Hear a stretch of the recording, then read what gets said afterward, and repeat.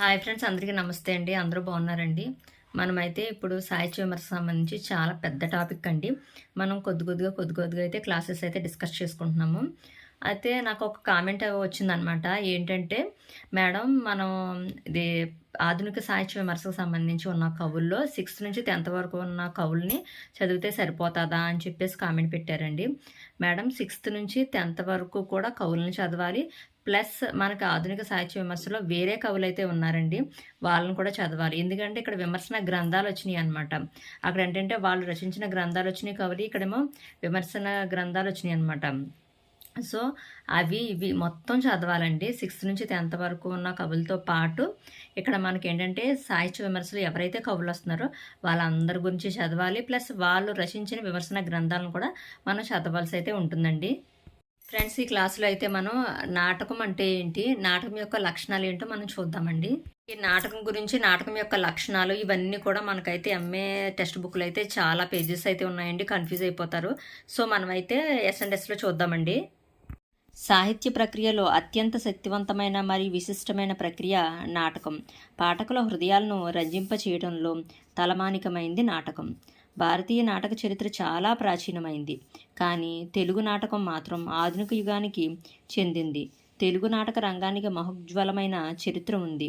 నాటకం దృశ్య ప్రక్రియకు చెందింది. నాటకం లలిత కళల్లో సమాహార కళగా ప్రసిద్ధికెక్కింది. సంస్కృతంలో దశవిధ రూపకములు కలవని అలంకారికుల అభిప్రాయం. ప్రపంచంలో మొట్టమొదట గ్రీకు దేశంలో విషాదాంత నాటకాలు జనించాయి.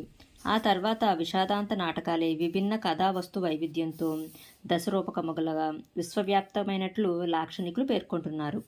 తెలుగునాట క్రీస్తకం 19వ శతాబ్ది చివరి భాగంలో కోరాడ రామచంద్ర శాస్త్రి రాసిన మంజరి మధుకరీయం 1860లో ఆధునిక తెలుగు నాటకం ప్రారంభమైంది. ప్రపంచంలో ప్రదర్శితమైన తొలి నాటకం గ్రీకు భాషలో వెలువడినట్లు సాహిత్య చరిత్రకారులు చెబుతారు. ఈ నాటకం పేరు ఫ్రాగ్స్. రచయిత అరిస్టోఫేన్స్. ఇది రమారమి క్రీస్తుపూర్వం 4వ శతాబ్దికి చెందింది. నాటక ప్రక్రియ వికసించేందుకు గ్రీకులకు ఎంతో కృషి చేశారు. తెరను యవనిక అని పిలవడం భారతీయ సాంప్రదాయం. ఇది యవనుల నుంచి ఆవిర్భవించినట్లు భావిస్తున్నారు. సువిశాలమైన నాటకశాలలు గ్రీకులకు ఉండేవి. గ్రీకు తత్వవేత్త అరిస్టాటిల్ నాటకతత్వాన్ని ప్రబోధించే ఒక గొప్ప సిద్ధాంతాన్ని ప్రతిపాదించారు. దీన్నే కెథారిసిస్ అంటారు. దీన్ని క్షాళన సిద్ధాంతంగా పిలుస్తారు. గ్రీకు తదితర పాశ్చాత్య నాటక విద్వాంసులు విషాదాంత ట్రాటజీ నాటక రచనను ప్రతిపాదిస్తే, భారతీయ నాటక ప్రముఖులు మోదాంత నాటక రచనను సమర్థించారు. సాహిత్య ప్రక్రియలో విశిష్టమైనది ఏంటంటే నాటకం అన్నమాట. ఇదేంటంటే దృశ్య రూపానికి సంబంధించింది. నాటకాలు అనేవి ఎక్కడ ఏర్పడ్డాయి? గ్రీకు దేశంలో ఏర్పడ్డాయి అన్నమాట. ఇవేంటి అన్నీ కూడా విషాదాంతమైన నాటకాలు అనమాట. మొట్టమొదటి ఆధునిక తెలుగు నాటకం ఏదండి? మంజరి మధురకం. దీన్ని ఎవరు రచించారంటే శ్రీ కోరాడ రామచంద్ర శాస్త్రి గారు. నిర్వచనాలు. కావ్యేషు నాటకం రమ్యం. ఎవరు చెప్పారంటే భరతుడు తన నాట్యశాస్త్రంలో చెప్పాడనమాట. నాటకాంతం హి సాహిత్యం. అభినవ గుప్తుడు. అభినవ భారతిలో. చక్షుషమైన క్రతువు నాటకం. కాళిదాసు. మాలవికాగ్నిమిత్రం. మంగళదాది మంగళమధ్య మంగళాంతః నాటకం. భారతీయ లాక్షణికులు. అవస్థానుకృతి నాట్యం రూపం దృశ్యతయుష్యతే. ధనుంజయుడు. నాటకం యొక్క నిర్వచనాలను కూడా చూసాం కదండి. ఇప్పుడు ఈ నాటకం యొక్క లక్షణాలు ఏంటో చూద్దామండి. పూర్వరంగం, నాంది, ప్రస్తావన, ఆముఖం, అంక విభజన, అర్థోప్రక్షేపకాలు, అర్ధప్రకృతులు, కార్యావస్థలు, పంచసందులు, భరతవాక్యం. ఇది నాటక లక్షణాలు వివరణ అనమాట. పూర్వరంగం.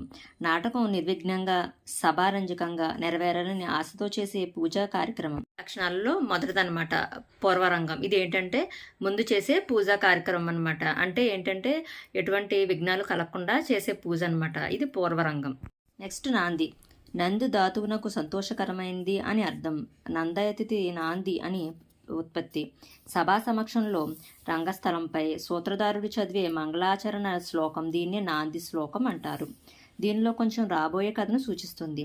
నందీశ్వరునికి చేయు అర్చన క్రియారూపం. ఇందులో 8, 12, 18, 22 పదాలతో చదివే శ్లోకం వాగ్రూపమైంది. నాంది చంద్రనామాంకితం కావాలనని శారదా తనయుడు చెప్పాడు. దీనిని పఠించుట వలన చంద్రుడు సంతసించునని భరతుని అభిప్రాయం. నెక్స్ట్ నాంది అనమాట. ఇది ఏంటంటే నంద్ అనే ధాతువు నుంచి వచ్చింది. ఇదేంటంటే ఒక మంగళకరమైన శ్లోకం అనమాట. నెక్స్ట్ ప్రస్తావన లేదా ఆముఖం లేదా స్థాపన. నాంది అనంతరం సూత్రధారుని తర్వాత మరో సూత్రధారుడు ప్రవేశించి నటితో గాని లేదా మారిష విదూషకులతో ఒకరితో ప్రస్తావన చేయించును. అనగా ఇందులో సూత్రధారుడు ప్రధాన కథా సంవిధానమును గూర్చి కవిని గూర్చి ప్రస్తావించవలెను. ఆముఖమును విశ్వనాథుడు 5 రకాలుగా విభజించాడు. అవి ఏమిటి ఏంటంటే కథోద్ఘాతం, ప్రవక్తకం, ప్రయోగాతిశయం, ఉద్ఘాత్యం, అవలగితం. ప్రస్తావన ఇందులో ఏంటంటే నటితో కానీ లేదా ఇంకొక సూత్రధారుడితో కానీ కథ యొక్క సారాంశం ఏంటి, నెక్స్ట్ కవి ఎవరు, ఈ నాటకానికి సంబంధించిన కవి ఎవరు, ఇవన్నీ కూడా వాళ్ళ గురించి అంతా కూడా చెప్పవలసి అయితే ఉంటుందండి. నెక్స్ట్ అంకం. ఏకైక దిన సంవృత ఏకనేత్ర ప్రయోజనం బహుపాద ప్రవేశార్థం అంకమానస నాయకం. అంక నిషిద్ధాలు దూర ప్రయాణం, వధ, రాజ్యదేశాది విప్లవం, యుద్ధం, అనుచిత భోజన ప్లస్ అనులేపన, వస్త్రధారణ, శయన, అలింగన, చుంబనాదులు. అనగా భాగం అనే అర్థం అనమాట. అంటే ఏంటంటే నాటకంలో ఉన్న భాగాలను అంకాలు అంటారనమాట. వాటన్నిటి గురించి కూడా వివరించవలసి అయితే ఉంటుందన్నమాట అంకంలో. నెక్స్ట్ అర్ధ ప్రక్షేపకాలు. ప్రదర్శించడానికి వీలు లేని అంత ముఖ్యం కాని ఘట్టాలు అర్ధోపక్షేకాలలో సూచింపబడతాయి. ప్రథమాంకానికి ముందు చివరి అంకం తర్వాత అర్ధోప్రక్షేపకాలు ఉండవు. నెక్స్ట్ అర్ధ ప్రక్షేపకాలు ఏంటంటే కథలో అంత ముఖ్యం కానీ ప్రదర్శించడానికి వీలు కాని వాటిని తొలగించడానికి వాటిని ఏమిటంటే అర్ధ ప్రక్షేపకాలు అంటారు. చూద్దామండి. 1 విష్కంభము, ప్రవేశికము, శూలిక, అంకాంశము, అంకావతారం. విష్కంభము 2 పాత్రల ద్వారా జరుగుతున్న జరగబోతున్న కథాంశాన్ని సూచించడం. అంటే 2 మధ్యమ పాత్రల నుండి సంస్కృతంలో మాట్లాడితే శుద్ధ విష్కంభము. ఒక నీచ ఒక మధ్యమ పాత్ర ఉండి ప్రాకృతంలో మాట్లాడితే అది మిశ్ర విష్కంభనం అంటారు. ప్రక్షేపకాలు మరలా 5 రకాలండి. విష్కంభనం మొదటిదనమాట. ఇందులో ఏంటంటే పాత్రల మధ్య జరగబోతున్న కథాంశాన్ని సూచిస్తుందన్నమాట. ఇందులో ఏంటంటే 2 పాత్రలు కూడా సంస్కృత భాషలో కనుక ఉంటే కనుక దాని ఏంటంటే శుద్ధ విష్కంభనము అంటారు. లేదు ఒకటి నీచ పాత్ర ఒకటి మధ్యమ పాత్ర ఉండి వాళ్ళిద్దరి మధ్య సంభాషణ ప్రాకృత భాషలో ఉంటే కనుక దాన్ని ఏమంటారంటే విష్కంభనము అంటారు. నెక్స్ట్ ప్రవేశికం. 2 నీచ పాత్రల ద్వారా జరగబోయే కథాంశాన్ని సూచించడం ప్రవేశికం. ప్రవేశికం మొదట అంకంలో ఉండరాదు. 2 నీచ పాత్రలు కావున ప్రాకృతంలో మాట్లాడతాయి. ప్రవేశిక ఇది ఏంటంటే 2 నీచ పాత్రల మధ్య అయితే జరుగుతుందన్నమాట సంభాషణ. మొదట ఏం చెప్పుకున్నాం, సంస్కృత భాషలో జరిగితే కనుక శుద్ధ విష్కంభనము, అదే ప్రాకృత భాషలో జరిగితే కనుక దాన్ని మిశ్ర విష్కంభనము అని చెప్పుకున్నాం కదండి. ఇక్కడ ఏంటంటే 2 నీచ పాత్రల ద్వారా జరుగుతుంది కాబట్టి ఇది ఏంటంటే ప్రాకృత భాషలో జరుగుతుందన్నమాట. శూలిక అంతర్జవని కాంసంస్థై సూచనార్థస్య చూలిక. చూలిక అనగా ఆకాశ భాషణం. అంటే అశరీరవాణి కానీ కథకు సంబంధించిన ఒక వ్యక్తి కానీ ప్రవేశించబోయే ఒక పాత్ర కానీ తెరచాటున ఉంటే అంటే తెరలోపల నుంచి కథ సూచిగా చేస్తే అది చూలిక. చూలిక అనగా అంటే ఆకాశ భాషణం అనమాట. అంటే తెరచాటు నుంచి మాటల్ని అంటే రంగస్థలంపై ఉన్న వాళ్ళకి తెరచాటు నుంచి మాటల్ని అందించడం అనమాట. దీన్ని చూలిక అంటారు. నెక్స్ట్ అంకాంశం. అంకాంత పాత్రై ఉత్తరాంకర్ష సూచిత అంకాంశం.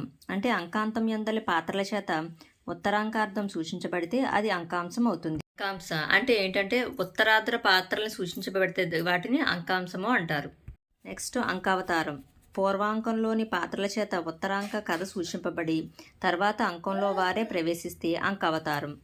అవతారం అంటే ఏంటంటే పూర్వార్ధంలోని పాత్రల చేత ఉత్తరార్ధంలోని కథను సూచింపబడితే దాన్ని ఏమంటారంటే అంకావతారం అంటారు. అంటే నాటక లక్షణాలు అయితే చాలా పెద్ద టాపిక్ అండి.